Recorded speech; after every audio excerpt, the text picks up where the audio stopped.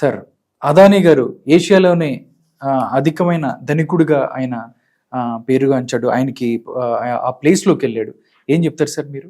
గత సంవత్సరంలో అదానీ గారి సంపద 95% పెరిగిందండి. మోడీ గారు వచ్చేసారు కదా, మరి పెరగకుండా ఎలా ఉంటుంది? అంతకుముందు 2 ఏళ్లలో 2024 చూస్తే 2 ఏళ్లలో 1270% పెరిగింది ఆయన సంపద. ఎంతండి? 1270%. 10% కాదు, 1270% పెరిగింది. ఇప్పుడు 95% పెరిగింది. ఎంత ఈ దేశం అంతా ఆయన కాళ్ళ ముందు పాహిమాం పాహిమాం అనే విధంగా ఆయన అనుసరణ చేస్తుంటే, వాళ్ళ క్రోనీ క్యాపిటల్ నడుస్తుంటే, దుర్మార్గంగా హేయంగా ప్రవర్తిస్తుంటే మాట్లాడేవాళ్ళు లేరా? ప్రతిపక్ష పార్టీ వాళ్ళు వచ్చినా సరే రెండు సార్ అంటే దేశం ఆయన చేతిలో చిక్కుపోయింది అనిపిస్తుంది. ఎందుకంటే ఓ 30-40 ఎంపీలని ఆయనకు 3,000 కోట్లు లెక్క కాదు. ఆయనకున్న సంపద 40-50 లక్షలు మొత్తం అంటూ ఉంటారు పక్కన పెట్టిన అఫీషియల్గా ఉండేది అంటుండేది. ఆయన 3 లక్షల కోట్లు కాదనుకుంటే వాళ్ళ మనుషులు మళ్ళీ తిరిగి అధికార పీఠం పెట్టడానికి 5 నిమిషాల్లో వీళ్ళు లొంగిపోతారా పోరా అని మీరు ఆలోచించుకోండి. ఎంపీలకి 1000, 2000, 3000 కోట్లు ఇస్తారండి, ఎంతమంది వెళ్ళరు? ఇవాళ ఈ నేపథ్యంలో కర్ణాటకలో కూడా టాపింగ్ గేమ్ నడుస్తుంది. టాపిల్ చేయడానికి ఎవరిని? మన కాంగ్రెస్ ప్రభుత్వాన్ని. దేశంలో మహారాష్ట్రలో కూడా చేసింది. వాళ్ళు ఈ నేపథ్యంలో ఒకటి గమనించుకోవాలి, దేశం అత్యయిక పరిస్థితి అంటే ఎమర్జెన్సీ కంటే విపరీతమైన పరిస్థితిలోకి వెళ్ళిపోతుంది. మీడియాను కూడా ఆయన కొనేసుకుని, ఎలా ప్రణయ్ రాయ్ లాంటి గొప్ప వ్యక్తి ఉన్న మీడియాని ఏ విధంగా దుర్మార్గం లాక్కున్నది. అది జాతీయ మీడియా కాదు, అది గుజరాతీ మీడియాలాగా అయిపోయింది అంటున్నా ఉంటారు. దయచేసి ప్రతి ఒక్కళ్ళు, అంటే అతని వల్ల ఏం జరుగుతుందని కాదండి, కొంతమంది మాట్లాడుతున్నారు ఇండియన్ వెళ్తే ఇంతకుముందు ఈయన కాకపోతే అంబానీ గారు ఉండేవారు. అంబానీ గారు కానీ ధీరుభాయ్ గారు కానీ ఎవరో కూడా ఆయన చరిత్రలో రేర్ ఇన్సిడెంట్స్ తెలియదు నాకు. ఎప్పుడు అవతరాలు పేక మీద కత్తి పెట్టి, లేకపోతే మోడీ గారు లాంటి అనుచరులను పెట్టుకుని ఇంకోళ్ళని పెట్టుకుని దాడి చేసి వాళ్ళని బలవంతం లాగేసుకున్న సంఘటనలో నేను గమనించలేదు. లూప్ హోల్స్ని వాడుకున్నారు, కేజీ బేస్ని వాడుకున్నారు, చూస్తున్నారు మీరు. కానీ ఇవాళ వీళ్ళు చేసింది ఎంత దుర్మార్గం అంటే, పెన్నా ప్రతాప్ రెడ్డి గారు, ఆయన మీకు చుట్టం నాకు తెలియదు కానీ నాకు సంబంధం లేదు, వాళ్ళు విన్నాను. 6 ప్లాంట్స్ ఉన్న కర్మాగారిని గుజరాత్ అంబుజా ద్వారా టేక్ ఓవర్ చేశారు. కష్టాలు మీదని చెప్తారు. పేక మీద కత్తి పెట్టి జీవీకే రెడ్డి గారి సంస్థలు మాట్లాడుకున్నాం చాలాసార్లు, తెలుగు బిడ్డల్లో 2. తర్వాత కృష్ణపట్నం పోర్టు సెజ్ వేసి వాళ్ళ పిల్లల్లో కూడా వివిధాలు కుటుంబంలో తీసుకొచ్చి ఒక కొడుకుని తీసుకెళ్ళి అక్కడ పెట్టుకున్నది చెప్పానండి. ఆఖరికి రాష్ట్ర ప్రభుత్వం నోటీసులు ఇప్పించారు, క్యాన్సిల్ చేసేస్తున్నాను కృష్ణపట్నం పోర్టుని సెజ్ని. ఆఖరికి అంతా అయిపోయింది. కేంద్ర ప్రభుత్వం అంతా గొప్ప సిటీగా తయారు చేయడానికి స్మార్ట్ ఇండస్ట్రీ దాన్ని ఇప్పుడు అనౌన్స్ చేస్తుంది. ఏందండి ఇది? నాకు అర్థం కాదు. అది ఒక పెద్ద సిటీ నాది కృష్ణపట్నం, అది అక్కడి నుంచి కేంద్ర ప్రభుత్వ సంస్థలతో హైదరాబాద్ పైప్ లైన్ వేయించుకుంటున్నారు. ఏందండి ఇది? రాయ్పూర్ విశాఖపట్నం పోర్టు కోసం రాయ్పూర్ నుంచి ఎక్స్ప్రెస్ వే ఎవరు అడిగారండి? విశాఖపట్నం ప్రజలు, అక్కడున్న ఆదివాసీలు. నేను చూసి వచ్చాను మొన్న, అరకులో నుంచి పార్తీపురం నుంచి వెళ్తా ఆ ప్రాంతం తీసుకొస్తే విధ్వంసం జరుగుతుంది. అంటే అభివృద్ధి కాదంటే ఆ ఉన్న కొండ ప్రాంతాలని వాటిని ఎవరికి కావాలండి? విధ్వంసం. మీ అదానీ గారి పోర్టు కోసం అదానీ గారు కన్నుపడినా, లేకపోతే గుమా వ్యాపారులు కన్నుపడిన విశాఖపట్నం స్టీల్ ప్లాంట్ గురించి కావాలా? ముందు చూపుతో మొత్తం కబ్జా పెట్టేసిపోతున్నారు. ఇవాళ ఇంకోటి కూడా చెప్తున్నాను, మధుసూదన్ రావు గారు పవర్ ప్లాంట్లు తీసుకున్నారు, గంది మల్లికార్జున గారు రతన్న పవర్ ప్లాంట్లు తీసుకున్నారు, డివిఎస్ రాజు గారు కృష్ణపట్నం గంగవరం పోర్టుని లాక్కుని పేక మీద కత్తి పెట్టారా?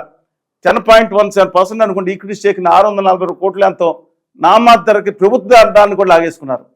ఇప్పుడు అది 10 ఏళ్ల తర్వాత యాజ్ పర్ ఒరిజినల్ అగ్రిమెంట్ తిరిగి ఆంధ్రప్రదేశ్ ప్రభుత్వానికి చెందాలి. ఆ దమ్ము ఉన్న ఏళ్ళకే సిగ్గులేని చావలేని బతుకుతున్నారు రాజకీయ నాయకులు. గంగవరం పోర్టు ఆ రోజు గంటా బాబురావు గారు చనిపోయారు, అందరూ వెళ్ళినప్పుడు ఆ రోజు రాష్ట్ర ప్రభుత్వం ఆశ్వాసం ఇచ్చింది. ఇన్నేళ్ల తర్వాత తిరిగి ఆ పోర్టు అన్ని 50,000 కోట్ల ఆస్తి ఎంతైనా తిరిగి రాష్ట్ర ప్రభుత్వానికి చెందుతుంది, మీ ప్రజలకు చెందుతుంది. అందుకని అని కండిషన్ పెడితే ఇవాళ తీసుకెళ్లి అడ్డంగా ఈ గుజరాతీ వ్యాపారం చెప్తే కాళ్ళ ముందు మొక్కుతున్నారు. వీళ్ళు బానిసలు అయిపోయారు వీళ్ళందరూ. ఇవాళ దేశంలో ప్రపంచంలో ఒక ఆయన అవుతాడు, ప్రపంచంలో గొప్ప ఆయన అయిపోతాడు. ఆయన ఇబ్బంది లేదు, ఎందుకంటే 2 అంచనలు పెట్టుకున్నారు. నేను చెప్తాను, దేశం మొత్తం వాళ్ళ పాదాలకు చెందుతుంటే వాళ్ళ రిపోర్ట్లు వస్తే, అక్కడ ఇండియన్ పబ్లిక్ రిపోర్ట్ ఇంకోటి వస్తే, ఈ దేశంలో రాజకీయ నాయకులు పార్లమెంట్లో ఆఫ్ చేస్తే ఏ రాజకీయ నాయకులు వాళ్ళ మనుషులా? నాకు అర్థం కాలేదండి. అనౌన్స్ ఒక పార్టీ నేతలు, ఆ పార్టీ ఆయన అదానీ గారి పార్టీ సూపర్ అధ్యక్షుడా? ప్రతిపక్ష పార్టీ ఆయన డిఫెండ్ చేసుకున్న అవసరం ఉత్తర భారతీయ జనతా పార్టీకి అవసరం ఉంది. అది భారతీయ జనతా పార్టీ అయితే జరిగేది కాదు. పెద్దలు మహానుభావులు లాంటి మన్మోహన్ మాలవీయ గారు కానీ, శ్యామప్రసాద్ ముఖర్జీ గారు కానీ, తర్వాత వాజ్పేయి గారు, అద్వానీ గారు, మురళీమోహన్ జోషి గారు పార్టీ కాదు అది. వాళ్ళ ఆదాని గారి పార్టీగా రూపాంతరం చెందే నితిన్ గడ్కరీ గారు అంటే గొప్ప మనిషి. ఎందుకంటే మేము వ్యవహారాలతో మాట్లాడుతున్నప్పుడు అర్థమైంది ఆయన అవగాహన గల మనిషి. ఆయన పక్క పెట్టి చేతులు కాళ్ళు పక్క చేసేసినట్టు చేశారని.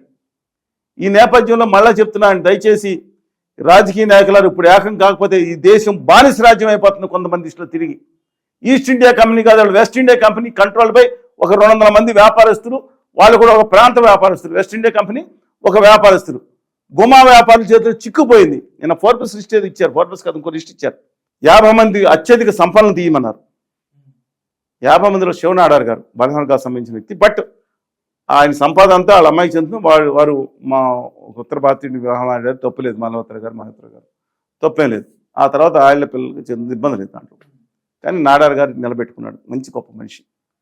ఆ తర్వాత ఆ లిస్టులో ఉంది 50 మంది లిస్టులో మొత్తం దేశం మొత్తం మీద దివీస్ కుటుంబం ఒకటి, మెగా కుటుంబం ఒకటి, ఇంజనీరింగ్ 3, 50 మందిలో 3 దక్షిణ భారతదేశీయులు.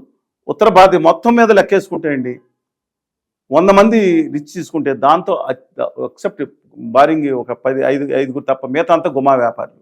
దేశం ఎందుకు ఆలోచించరు? మిగతా వాళ్ళు బరగాలి, మిగతా వాళ్ళకి ఎదిగే హక్కు లేదా? వీళ్ళు ఎంప్లాయీస్ 24 గంటలు ఉండాలి. ఎందుకు ఆశ్రయ ఇవ్వట్లేదు? వాళ్ళకి 9,60,000 కోట్లు గత 5 ఏళ్ళు మేము రద్దు చేసి అంటారు.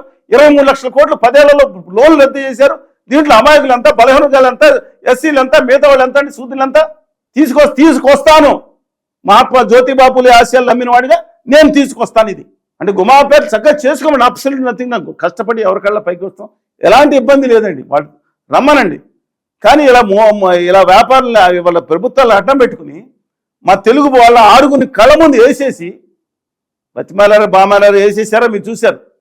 ఇవాళ నేను గొప్ప అనుకుంటే ఇవాళ బజాబంతులు మునిగిపోయి ఒక నాయకుడిని తిట్టుకుంటూ వాళ్ళ కుటుంబాలని భార్యలను తిట్టుకునే, లేదా పెళ్లి గురించి మాట్లాడుకునే దౌర్భాగ్య స్థితికి వెళ్ళిపోయి ట్రయాంగిల్ లవ్ స్టోరీలు అంతా వేసుకునే నేపథ్యంలో దేశం ఏమైపోతుంది? నా తెలుగు గొప్ప అవ్వకుండా ఉండకూడదా? మొత్తం గుమా వ్యాపారులు అవ్వాలా? ఒక వివేక్ గారు దేశాన్ని ఎదగకూడదా? ఇంక బాగా మిగతా వాళ్ళు ఎదగకూడదా అండి? ఓ బేద మస్తాందో అలాగే ఉండాలా? ఇంకా ఎదగకూడదా? నేను అడుగుతున్నాను, నా తెలుగు జాతి వాళ్ళు కానీ ద్రవిడులు కానీ ఇలాగే అనగారిపోవాలా? ఇక్కడ ఉత్తర భారతీయ జనతా పార్టీ అదాని గారి నేతృత్వంలో ప్రభుత్వంలో మనం ఇచ్చే నిధులు, ఆంధ్రప్రదేశ్ చెల్లే నిధులు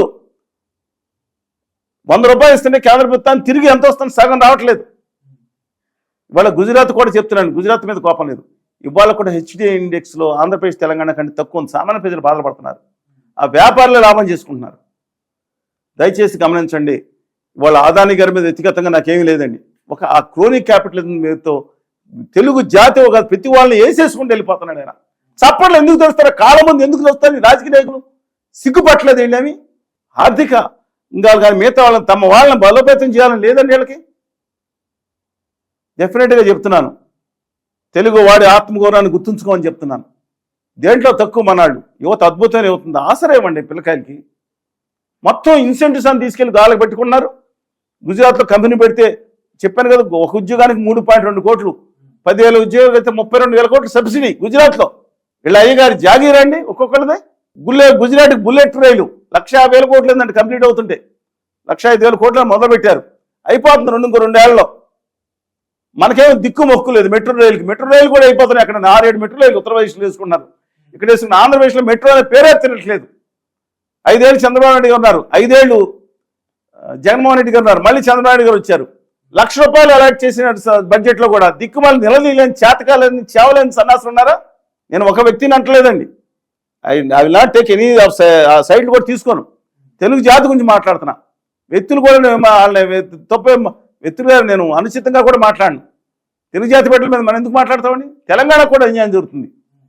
తెలంగాణ ముఖ్యమంత్రి, ఆంధ్రప్రదేశ్ ముఖ్యమంత్రి సిద్ధరామయ్య గారు, స్టాలిన్ గారు, పినరయి విజయన్ గారు, ఆఖరికి ఎన్ఆర్ రంగస్వామి గారు కూడా మారాలి నా ఉద్దేశం ప్రకారం. అలాగే మహారాష్ట్ర వాళ్ళు కూడా మా ద్రవిడులే. ఒక్క విదర్భ తప్ప మిగతా వాళ్ళందరూ మా ద్రవిడులే. భాషపరంగా కాకపోయినా జాతి పరంగా కూడా వీళ్ళందరూ నిలబడాలి.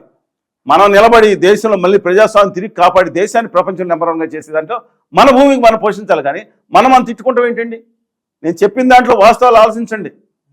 మనం ఎవరో శాస్త్రం కాదు, కానీ భావితరాలకు జరుగుతున్న అన్యాయం మీద వాళ్ళు బానిసలుగా వాళ్ళ దగ్గర పనిచేసి జీవి కృష్ణారెడ్డి గారు ఎయిర్పోర్ట్లో నేను ముంబై వెళ్ళినప్పుడు అందరూ తెలుగు వాళ్ళు ఎవరైనా కానీ నాకు ఆనందంగా అనిపించేది. నిజంగా అండి అమెరికా వెళ్తే మీకు ఎవరికి పరిస్థితి తెలుగు అరే తెలుగు అండి ఎంత ఆనందంగా అనిపిస్తుంది. అడ్డంగా వేసేసారు.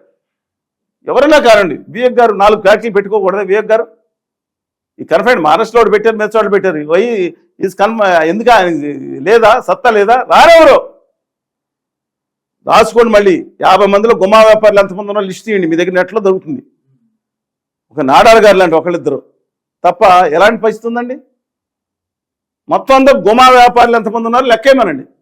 ఒక సరీస్ మిస్త్రి గారు లాంటి వాళ్ళు పార్సీలు 2-3 ఉన్నారు. గాదిరేజ్ గారు లాంటి కుటుంబాల వారు. మిగతా అందరూ గుమా వ్యాపారులే. ఈ దేశమే గుమా వ్యాపారుల పరం. రాసి ఇచ్చేయండి, బానిసలు జాతి చేయండి, ఉద్యోగాలు చేసుకున్నాడు అంతా. లేదా పోరాడతారు.